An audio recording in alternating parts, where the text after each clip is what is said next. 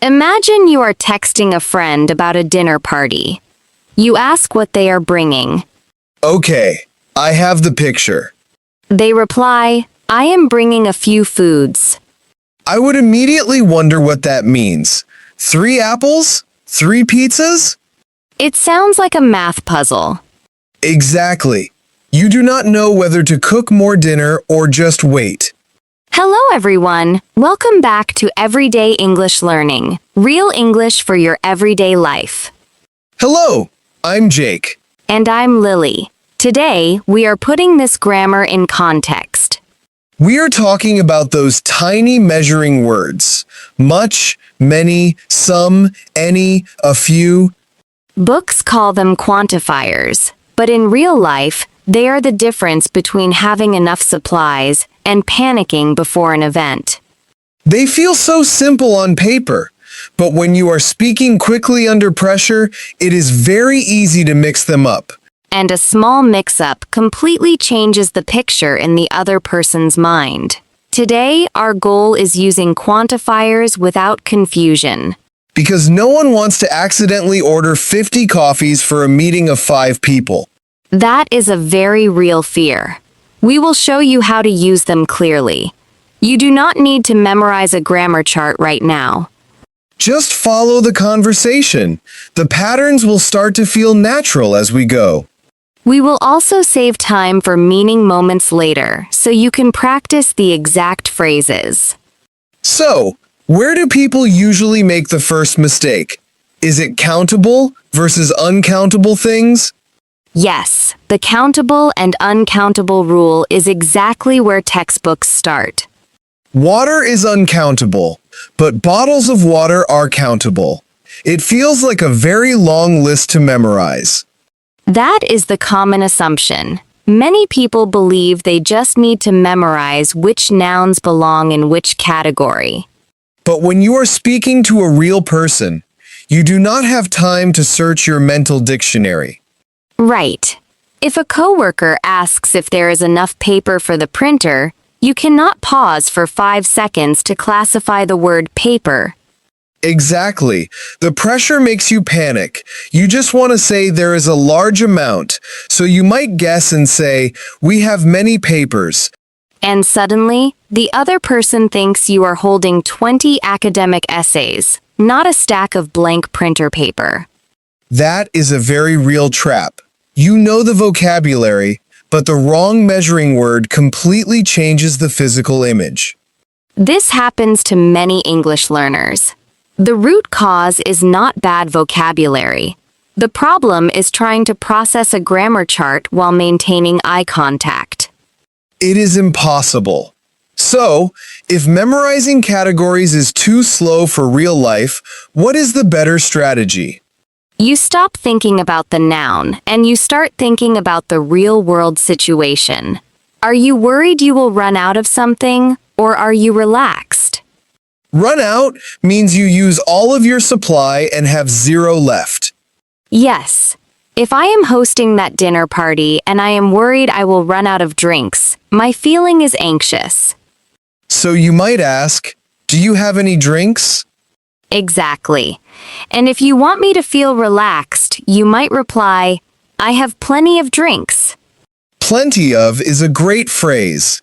It just means more than enough. And the secret is that you can use plenty of for almost anything. Plenty of time, plenty of chairs, plenty of water. It works for everything. You avoid the grammar rule entirely. But what about when the amount is small? That is where few and little usually create chaos. Few and little are definitely the troublemakers. They cause the most daily confusion. I have a painful memory about this. I was making coffee in the office kitchen last month, and I completely failed at it. Office kitchens are dangerous places for grammar and small talk. Very dangerous. A coworker walked in and asked if we had milk. I looked in the carton and saw maybe 2 tiny drops. Just enough to make the coffee look slightly gray. but not enough to actually drink. Exactly. So I confidently said, yes, we have a little milk. My coworker shook the carton, and absolutely nothing came out. You gave them false hope for their morning coffee. I really did. They looked so betrayed, but grammatically I thought I was correct. There was physical milk inside the box. This is where the real-world feeling beats the grammar book. Adding the word a changes the emotion entirely. Wait, just the letter A changes the feeling? Yes. When you say a little or a few, it means you have enough to be useful. It's a positive idea. Ah, so by saying a little milk, I promised my coworker a decent cup of coffee. Exactly. But if you drop the A and just say little or very little, it means almost zero. It's a warning. So the natural repair is just adding very. I should have said, we have very little milk left. Right. That tells them not to expect much. The letter A is tiny, but it holds a lot of optimism. That's a great way to remember it. A little is optimistic. Very little is a warning. Let's try a complete sentence pattern you can use at work. Imagine someone asks for printer ink. You can warn them by saying, "We have very little ink left, so we should order more." That's much safer. Or with countable things. We have very few chairs left, so we should grab some. Perfect. You're managing their expectations before they walk into the meeting room, which prevents a lot of frustration. That solves the problem of small amounts. But what happens when you're asking a question? I always freeze when I have to choose between some and any at a restaurant. Let's look at your restaurant panic. The standard textbook rule says to use some for positive statements and any for questions. Right. So if I need extra napkins, I should automatically ask, "Do you have any napkins?" Because it is a question. Grammatically, that works. But here is the limitation. People actually use some in questions every single day, especially in service situations. Really? That completely breaks the rule I learned in school. It does. The real distinction is not about the punctuation mark at the end of the sentence. It is about your social intention. Okay, what does that mean? Are you making an open inquiry, or are you making a specific request? If you genuinely do not know if a restaurant has something, you use any. Like asking, "Do you have any gluten-free bread?" Exactly. You are prepared for them to say no. It is an open investigation. Oh, so any means the answer is a mystery. Yes. But if you are looking at a basket of normal bread on your table and you want another piece, you already know it exists. So I would ask, "Could I have some more bread?" Perfect. You are not investigating. You are just requesting. Using some in a question usually means you expect a yes. That feels completely different. It also explains why hosts say, "Would you like some water?" Right. You would never say, "Would you like any water?" to a guest in your home. That sounds like a police interrogation. It really does. Some sounds polite and welcoming. Any sounds like you are checking their pockets for hidden items. That is a great image. Some builds connection, while any simply gathers information. That makes my restaurant panic disappear entirely. If I see the water pitcher, I can just ask for some water. Exactly. You replaced the rigid grammar rule with a human context. But what if a coworker asks when I am free to meet? If Tuesday or Wednesday are both fine, does any come back there? That is the perfect place for any. When the specific choice does not matter to you, you use any. So I can say, "Any time on Tuesday works for me." Exactly. You are leaving the choice open. Any is great for open options. That feels much lighter than running a grammar check in my head before I text back. That is the goal. Let's organize this into a simple, three-part toolkit you can use under pressure. I love a toolkit. What is the first tool? The relaxed reply. When you have a large amount and want to reassure someone, what do you use? Plenty of. I can say, we have plenty of time, or there are plenty of chairs. Perfect. Tool number 2 is the polite request. When you expect a yes, or you want to build connection. That is our restaurant trick. Could I have some water? Or would you like some coffee? Right. And the third tool is the warning. When you are almost completely out of something and you need to manage expectations. That is when I drop the letter A. We have very little milk left.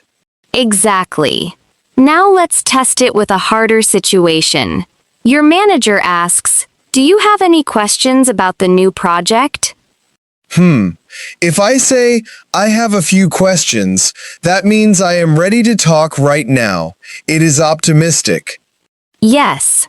But what if you understand the project perfectly and you only have one tiny administrative question? If I say, I have very few questions, that sounds a bit strange in this context. It does. For questions, we usually switch to just. You can say, "I just have one question." That sounds much more natural. It solves the problem without wrestling with the grammar chart. Exactly. Now it is your turn to practice. Imagine a coworker asks if you have paper for the printer. You want to reassure them. Answer out loud. Tell them you have a large amount, using our first tool. This system changes the focus from memorizing nouns to expressing your actual intention. It really does, but I want to make sure I pronounce these tiny phrases clearly before I use them at work. Let us slow down for today's meaning moments and look closely at our key measuring phrases. I am ready. Which phrase should we start with today? Our first phrase is plenty of. We used it when talking about party drinks and printer paper. It means having more than enough of something, right? It takes away the panic. Exactly, and it works for both countable and uncountable things effortlessly. Repeat, plenty of. Plenty of. Our second focus is the difference between a little and very little. Ah, the milk carton memory. A little means enough, but very little is a clear warning. Spot on. Adding the letter A gives hope and changes the feeling. Repeat. Very little. Very little. Our third item is using some in questions. We saw this during the restaurant bread situation. Right. Some shows a polite request when you expect or hope for a yes. Yes.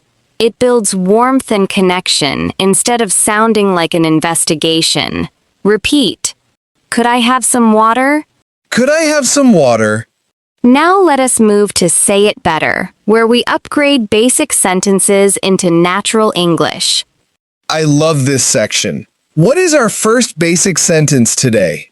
Basic sentence. I am bringing a few foods. That sounds strange because food is usually uncountable in that situation. Right. A natural upgrade is, I am bringing some food to share with everyone. That sounds clear, relaxed, and very friendly for a dinner party. Second basic sentence. We have many papers for the printer. Papers sounds like legal documents or school essays instead of blank sheets. An upgraded version is, we have plenty of paper for the printer. That fixes the visual picture and removes the confusion completely. Time for guided practice. I will give you a real situation and a model sentence. I am listening. What is the workplace scenario? Imagine you need extra chairs for a team meeting. Model sentence, could we get some extra chairs? Could we get some extra chairs? Now I will try my own version for a coffee run. Go ahead. Let us hear your sentence. Could I get some fresh coffee for our team? That was perfect. You used some naturally to make a polite and warm request. These small adjustments make real-life speaking feel much smoother and less stressful. They really do. You are focusing on your human intention instead of wrestling with grammar rules. I feel much more confident about using these 3 tools in real conversations now. Think back to that confusing dinner party text from the beginning of our conversation. The friend bringing a few foods. I still do not know how many pizzas to expect. Exactly. But now we know why it felt so strange. They chose a math word instead of a human intention. If they just said they were bringing some food, the panic would disappear completely. That is the biggest shift today. We stopped worrying about countable and uncountable nouns. We focused on what the other person actually needs to hear. Right. You can use plenty of to make them feel relaxed. You can use some to sound warm and polite. And you can drop the letter A to give them a clear warning before the milk runs out. It is a much lighter way to speak. For your practical action this week, pick one everyday situation where you need to ask for something. Notice whether you are just gathering information or if you actually expect a yes. Let your intention choose the word for you. Now, we have a question for you to answer in the comments. Keep it simple. What is one thing you have plenty of in your home right now? I have plenty of coffee beans, thankfully. Let us know your answer down below. And if this conversation helped you, please follow Everyday English Learning so we can keep practicing together. Remember, real speaking is not about running a perfect mental grammar check. It is about sharing your actual intention. I'm Lily. And I'm Jake. Thank you for joining us today. Have a great week and enjoy the coffee.